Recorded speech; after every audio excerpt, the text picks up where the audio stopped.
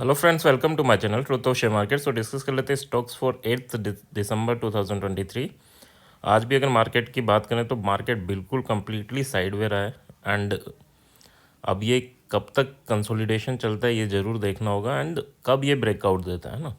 जब ब्रेकआउट दे, जब movement start हो तभी ट्रेड करना, वरना 5-6 दिन ये परेशान करने वाला है ना। सो फर्स्ट ऑफ ऑल अगर बात करें HDFC बैंक की, HDFC बैंक में देखो यही रेंज गिवन थी कल एंड उसी रेंज में सुबह मॉर्निंग वाली कैंडल नीचे आई बट वापस उसी रेंज में चली गई एंड दिन भर उसी रेंज में निकाल दिया इसने, है ना। तो कल के लिए क्या है, कल के लिए लेवल सेम ही रहेंगे।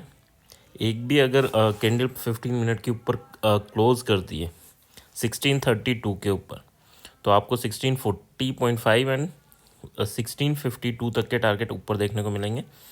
एसएल हम क्या लेके चलेंगे, 1629 का एसएल लेके चलेंगे, ज़्यादा बड़ा नहीं, 3 पॉइंट का है ना। 1625 के नीचे जाता है तो प्रॉफिट बुकिंग देखने को मिल सकती है। जैसे ये इसके नीचे आया था तो काफ़ी अच्छा फॉल स्टार्ट हुआ था बट हाँ वंस अगेन एक्सपायरी थी तो कंसोलिडेशन करा दिया इन्होंने।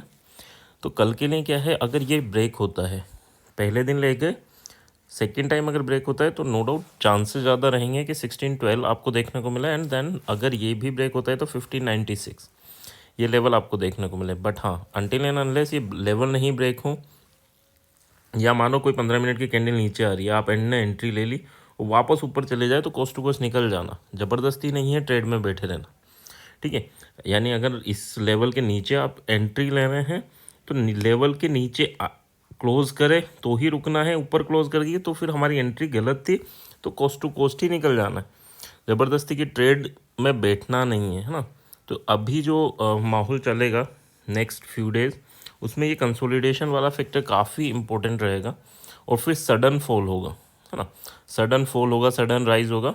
बट हाँ देखो ये अगर मैं बात करूँ 5 तारीख को, 6 तारीख को यानी ऊपर नीचे हुआ बट हाँ फिर 7 तारीख को पूरा इसमें, तो 3 दिन हो गए उसी रेंज में।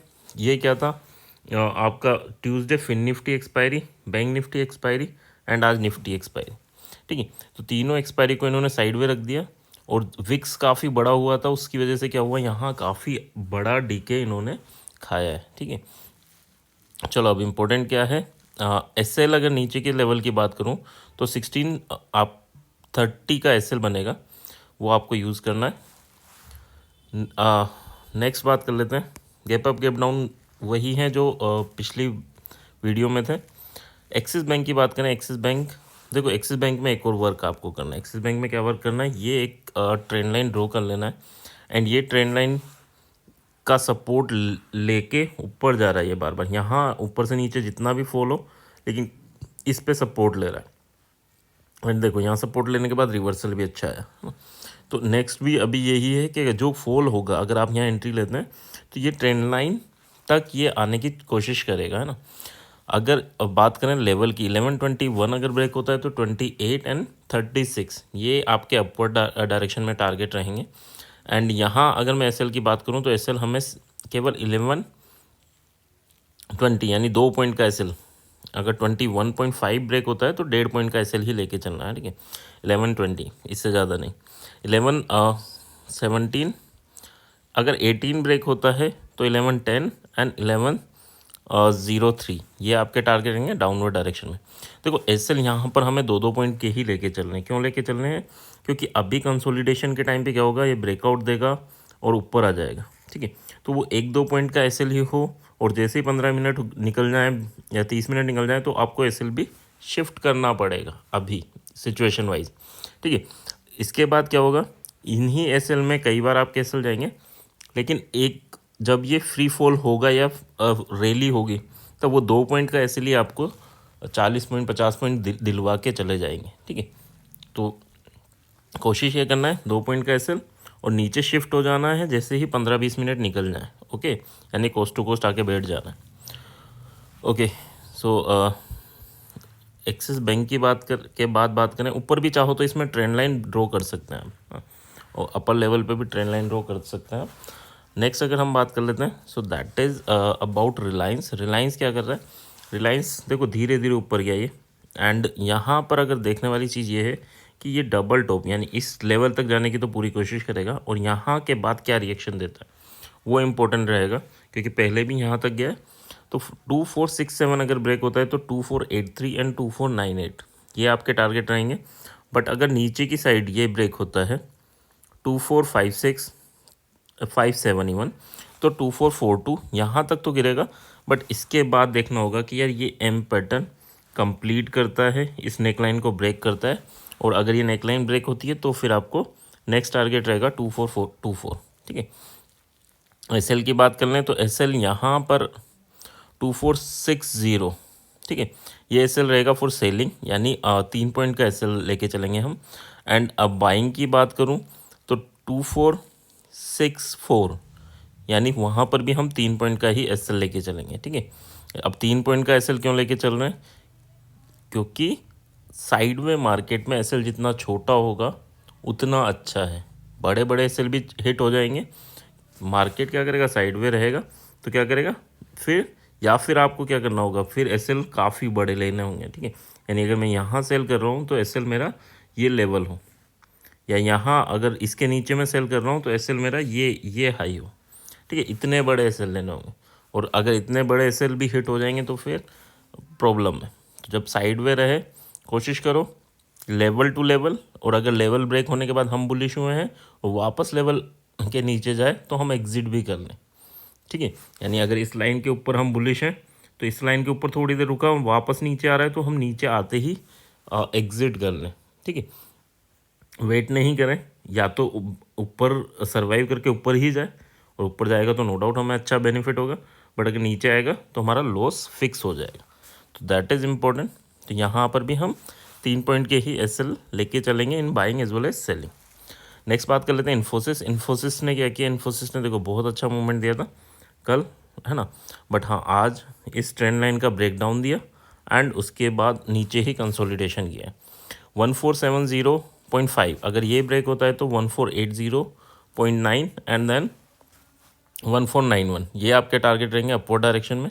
यहाँ अगर एसएल की बात करूँ तो 1468 का एसएल बनेगा आपका टेक्निकली 2.5 पॉइंट का, एंड 1462 अगर ब्रेक होता है नीचे तो फिर 1451 एंड देन 1441 ये आपके टारगेट रहेंगे। यहाँ पर अगर एसएल की बात की जाए तो एसएल आपका बनेगा 1465। ठीक है, so that is your SL, 2.5-3 point के एसएल है ना। नेक्स्ट अगर बात कर लेते हैं so that is SBI. SBI ने क्या किया, एसबीआई ने काफ़ी अच्छी रैली दी एंड उसके बाद यहाँ कंसोलिडेशन स्टार्ट हो गया। ठीक है, अब कंसोलिडेशन में ये क्या है, देखो ये एक डबल टॉप पैटर्न तो बन चुका है, एंड यहाँ पे देखना होगा कि ये ब्रेक करके ऊपर जाता है या फिर एम पैटर्न कंप्लीट करता है ना। सो लेवल क्या है, 612.5 अगर ब्रेक होता है तो 616.5 एंड देन 621.5 ये आपके टारगेट रहेंगे। नीचे अगर हम बात करें तो 609.5 अगर ब्रेक होता है तो 605 एंड देन 600 ये आपके टारगेट रहेंगे। एसएल की बात करूं तो एसएल आपका रहेगा 611 फॉर बाइंग, यानी 1.5 पॉइंट का एसएल रहेगा। और सेलिंग की बात करूं तो सेलिंग के लिए आपका एसएल रहेगा 611। ठीक है, यानी वहाँ पर भी हम 1.5 पॉइंट का ही एसएल लेके चलेंगे। नेक्स्ट बात कर लेते हैं so that is Tata Motors. देखो टाटा मोटर्स ने आज क्या किया, इस ये तो बिल्कुल यानी देखो आप बॉडी दिख ही नहीं रही है हर कैंडल की, केवल विक ही हैं। ठीक है, तो इसमें अगर किसी ने भी ट्रेड लिया होगा तो उसके एसएल बहुत हिट हुए होंगे, यानी ये लेवल टूटा ऊपर गया एंड वापस नीचे आया तो एसएल हिट होंगे। ये लेवल टूटा नीचे आ गया, नीचे वाला लेवल टूटा ऊपर आ गया। ठीक है, तो काफ़ी अच्छा कंसोलिडेशन कर रहा है, जब तक करता रहे करने दो, बट जैसे ही ब्रेक करता है तो फिर हम ट्रेड इनिशिएट करेंगे। ठीक है, वैसे तो चाहें आप तो देखो ये 2 कैंडल, ये रेड कैंडल है ना, 2 कैंडल, इसका हाई और इसका लो ये पकड़ लेना, जब तक इसके बीच में हो अवॉइड ही करना। या तो 628 ब्रेक करे या 728 ब्रेक करे या 716 ब्रेक करे, आप ये लेके चल सकते हैं 716 एंड 728। ये 2 लेवल में से कोई सा ब्रेक करे, ये ब्रेक करेगा बुलिश होंगे, ये ब्रेक करेगा बियरिश होंगे, अदरवाइज अवॉइड करेंगे ट्रेडिंग इन टाटा मोटर्स, ठीक है। ये क्लियर रखना। और अगर कोई कैंडल आपकी इसके ऊपर क्लोजिंग देती है 725 के ऊपर, तो 732 तक के टारगेट एंड 740 तक के टारगेट आपको देखने को मिल सकते हैं। कब? जब इसके ऊपर क्लोजिंग देती है। बट हाँ, नेक्स्ट कैंडल पे निगाह जरूर बना के रखनी है, वो वापस आ रही है तो कोस्ट टू कोस्ट निकल जाना है, ठीक है।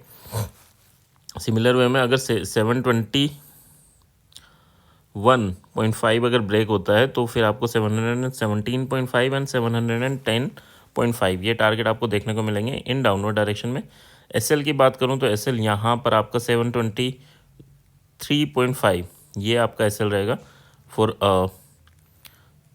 सेलिंग एंड बाइंग के लिए 723 का रहेगा ना। एसएल तो छोटे ही हैं, बट फिर भी मैं प्रेफर करूँगा कि हम इस रेंज को फॉलो करें, है ना।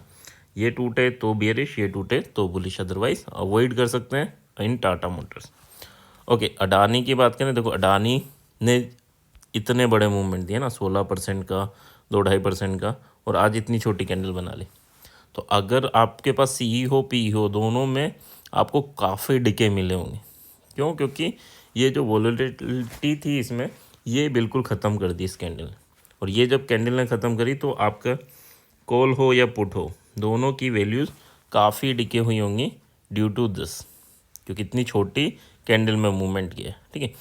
कल के लिए लेवल क्या है? वही लेवल है, 3000 टूटेगा तो फिर हम बुलिश होंगे, अदरवाइज़ नीचे हमें देखना होगा 2875। ये अगर टूटता है, या कोशिश करना इस कैंडल का, यानी ये रेड कैंडल कल की जो कैंडल थी, डे कैंडल, उसका लो पकड़ लेना। वो टूटता है तो ही बेरिश होना, अदरवाइज अवॉइड कर सकते हैं हम। ऊपर हाँ 3000 के ऊपर हम बुलिश हो सकते हैं। और कैंडल का लो, इस कैंडल का लो समवेयर अराउंड आपका रहेगा ये 2840 के अराउंड, है ना। तो अगर ये ब्रेक होता है तो ही हम बेरिश होंगे। फिर आपको 2750 एंड 2631 तक के टारगेट नीचे देखने को मिल सकते हैं। ऊपर अगर 3000 टूटता है तो 3145 और 3263 तक के टारगेट आपको देखने को मिल सकते हैं।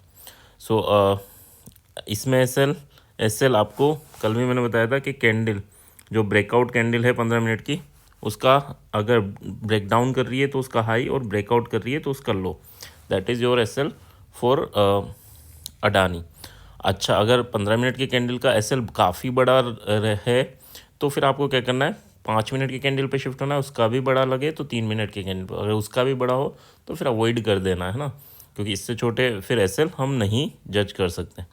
अच्छा, एसएल बड़ा है छोटा है वो किस पे डिपेंड करता है? वो डिपेंड करता है कि आपके टारगेट, यानी देखो टारगेट अगर मैं देखूँ तो 2875 से 27 यानी 120 पॉइंट का मूवमेंट है। और अगर मेरा एसएल 20, 30, 40 पॉइंट भी हुआ तो दैट्स ओके। बट हाँ, मेरा एसएल भी अगर 110 हुआ, 120 हुआ तो फिर वो जेन्युइनली सही नहीं है 1:1 पे अडानी में आपका ट्रेड इनिशिएट करना, ठीक है। तो थोड़ा इन चीज़ों का ध्यान रखना। आई होप यहाँ तक चीज़ें क्लियर होंगी। क्लियर हैं तो please like and comment. Thank you.